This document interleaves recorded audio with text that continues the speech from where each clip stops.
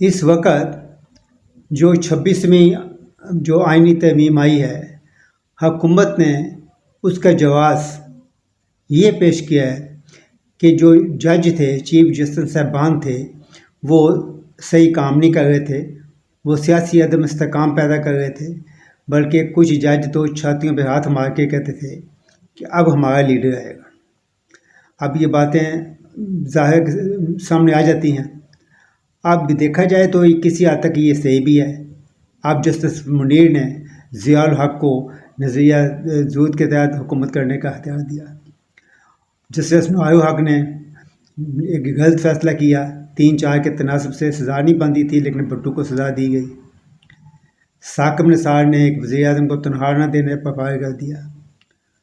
और इसी तरह उमर अताब बंदयाल ने अपने जज बना के अपने पैनल बनाए और सीधे सीधे फैसले दिए। तो ये चीज़ें थी जो हुकूमत के ये तो तहफ़्फ़ुज़ात इसमें हो रहे थे कि ये हुकूमती निज़ाम अदम इस्तेकाम की तरफ जा रहा है। अच्छा, एक बात तो ये है, लेकिन दूसरी बात ये है कि अगर जज ऐसा कर रहे थे तो क्या इसके अलावा कोई दूसरा हल नहीं था कि एक अदलिया को ही अपने कब्ज़े में ले लिया जाए। भाई एक कोई ऐसा एक्ट आ जाता असम्बली में कि जजों के एहतसाब के लिए उसका निज़ाम सख्त किया जाता, वो इस किस्म की हरकतें ना करते जो उन्होंने माजी में की। लेकिन सालम अदलिया को अपना कब्ज़े में ले लेना और फिर ये कहना कि 8 अरकान असम्बली, 6 सेनेट, 4 सेनेट के 4 अरकान जो हैं वो मिल के वो जनाब चीफ जस्टिस बनाएंगे, तो ऐसे चीफ जस्टिस पे तो सियासी छाप लग जाएगी। चाहे वो ना भी ऐसी चीज़ हो, लेकिन सियासी छाप लग जाएगी।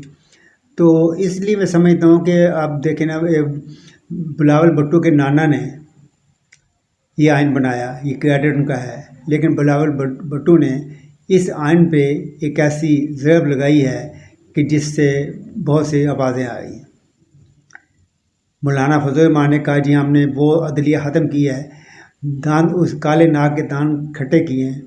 बिलावल ने वजाहत की कि इफ्तिखार चौधरी के दौर की जो सियासत थी वो काला नाग था। तो अब जो अदालतें के तहत जो जज बनाए जाएंगे, चीफ जस्टिस बनाए जाएंगे, और जो लोग बना रहे हैं, तब उनके मतलब क्या ख्याल है? फिर तो एक नहीं कई नाग आ जाएंगे। तो हम समझते हैं कि ये इस तरह से ये हल जो मुनासिब हल नहीं है। इसका मुनासिब हल यही था कि अदालती निज़ाम सख्त किया जाता, जजों के एहतसाब का निज़ाम सख्त किया जाता, उसके लिए कोई एक्ट आ जाता। इस तरह से मैं समझता हूँ कि आने वाले दिनों में ये मामला बहुत आगे तक जाएगा।